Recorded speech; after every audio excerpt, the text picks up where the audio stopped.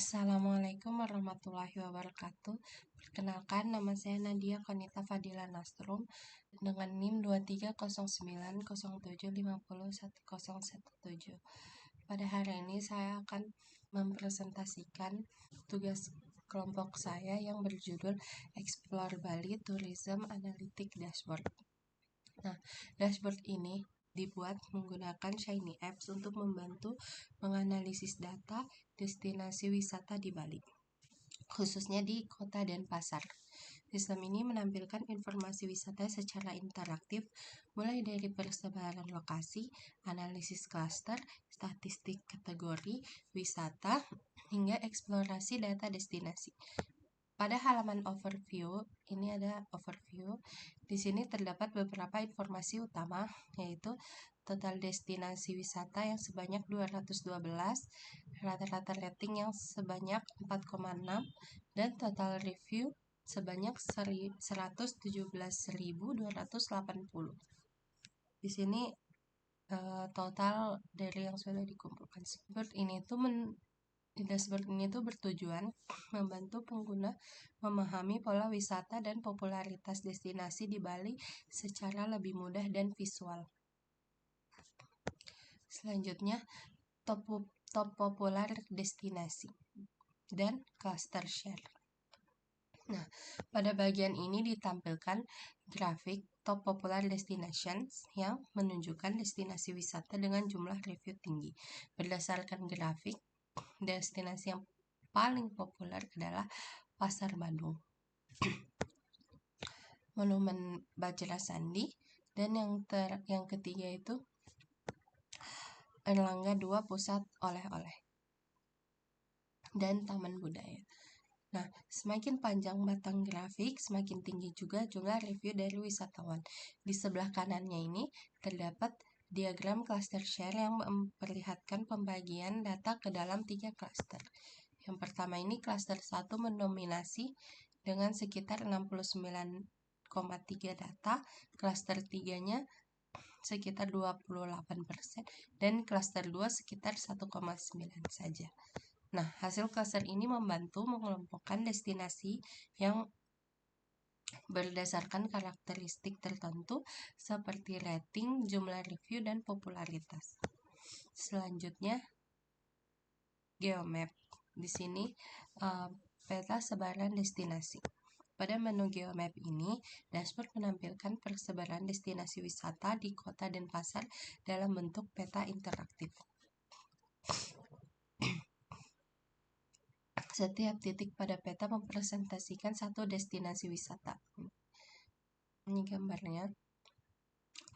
Warna titik ini menunjukkan klaster yang berbeda, sehingga pengguna dapat melihat pola persebaran lokasi wisata berdasarkan kelompok datanya. Nah, walaupun datasetnya ini tidak memiliki koordinat asli setiap tempat, sistem tetap memvisualisasikan lokasi secara mendekati agar persebaran data lebih mudah dipahami.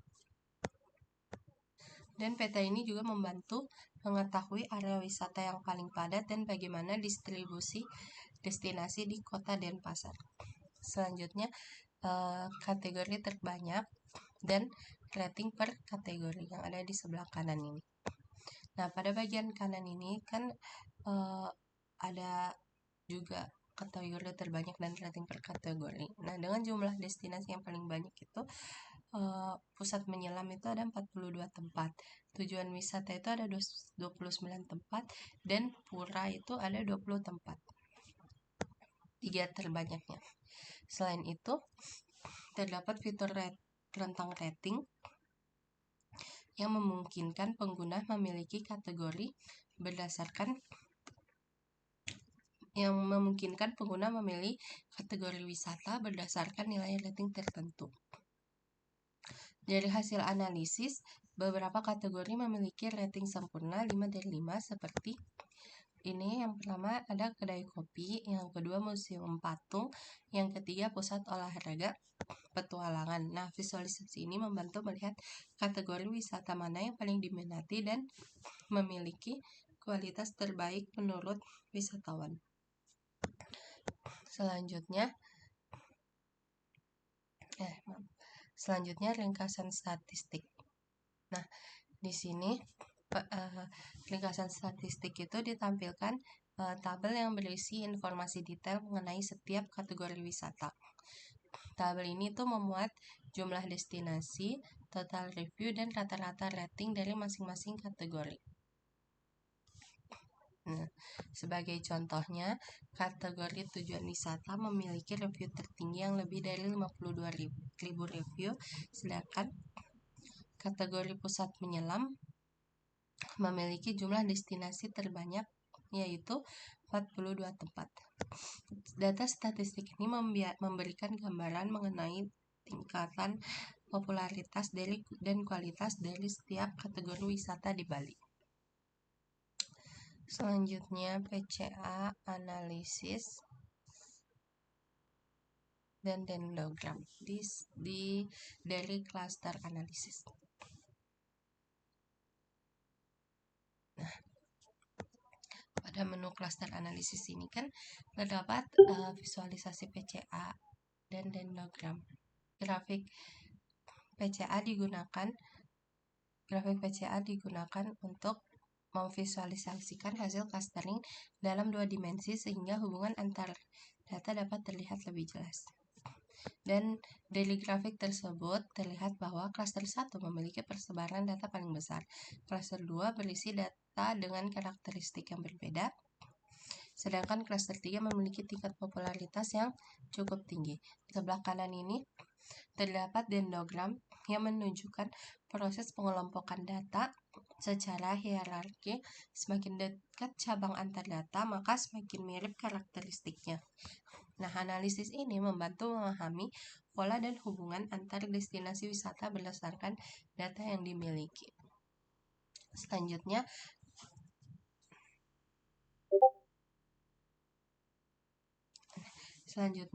analytics atau correlation-nya di sini. Pada halaman analitik ini ditampilkan grafik korelasi antara jumlah review dan rating destinasi wisata. Sumbu horizontal menunjukkan jumlah review, sedangkan sumbu vertikal menunjukkan rating. Dari grafik terlihat bahwa sebagian besar destinasi memiliki rating tinggi yaitu di atas 4. Meskipun jumlah reviewnya beda-beda, klaster berwarna biru menunjukkan destinasi dengan review yang sangat tinggi dan rating stabil, sedangkan klaster merah menunjukkan destinasi dengan review rendah dan rating yang lebih rendah. Analisis ini membantu mengetahui hubungan antara popularitas destinasi dan tingkat kepuasan wisatawan. Selanjutnya, Data Explorer. Nah, pada menu Data Explorer ini, pengguna dapat melihat seluruh data destinasi wisata dalam bentuk tabel interaktif. Tabel ini menampilkan nama destinasi, total skor, jumlah review, dan alamat lokasinya. Selain itu, tersedia fitur pencarian di sini dan pagination sehingga pengguna dapat mencari data dengan lebih mudah. Sebagai penutup, dapat disimpulkan bahwa Dashboard Explorer Bali berhasil memberikan visual data wisata secara informatif dan interaktif. Dashboard ini dapat membantu wisatawan, peneliti, maupun pemerintah dalam memahami potensi dan pola wisata di Bali. Sekian presentasi dari saya. Terima kasih atas perhatiannya. Wassalamualaikum warahmatullahi wabarakatuh.